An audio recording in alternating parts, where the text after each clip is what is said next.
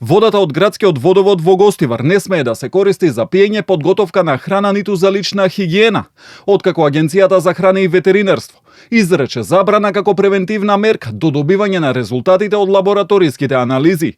Одлуката следува откако со надзорот е утврдено дека во главниот цевковод на водоводната мрежа на диво без одобрение поставена е пумпа, која директно вбризгува вода од реката Вардар во овој водоснабдителен систем. Од Гостиварската болница доктор Ферит Мурат потврдуваа дека помош со симптоми како повраќање, диареја, болки во желудникот, температура и омалаксаност побарале околу 1000 пациенти. Досега хоспитализирани пациенти нема. Има само амбулантски пациенти кои примаат терапија и се пуштаат дома.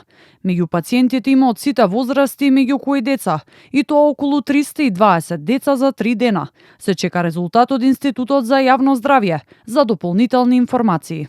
Од полицијата вела дека презели итни мерки и активности на терен во село Вруток. Се сомневаа дека пумпите биле поставени за да се зголеми притисокот на мрежата.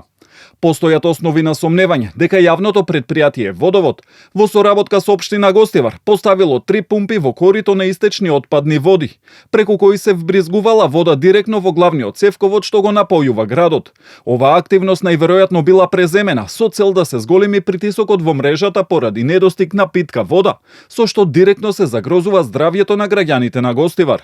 Републичкиот јавен обвинител Ненад Савески рече дека е рано во моментов да се дава правна квалификација на настанот, но дека се преземаат истражни действија за да се утврди за што точно станува збор. На подрачјето на основно јавно обвинителство Гостивар се преземаат конкретни истражни действија во кои што се вклучени сите потребни институции за да се утврди таа состојба. Да оставиме сепак да не избрзувам со правна квалификација околу тоа.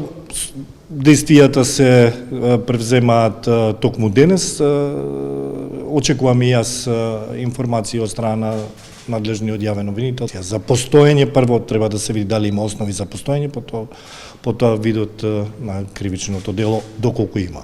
Од Институтот за јавно здравје потврдија дека се земени примероци и во текот на викендот ќе ги имаат резултатите, а во меѓувреме се спроведуваат и епидемиолошки анкети. Веднаш по добивањето на налогот од јавно обвинителство, Институтот за јавно здравје испрати своја екипа, земени се мустри, истите се ставени на обработка, на анализа, во очекување сме на резултатите согласно протоколите.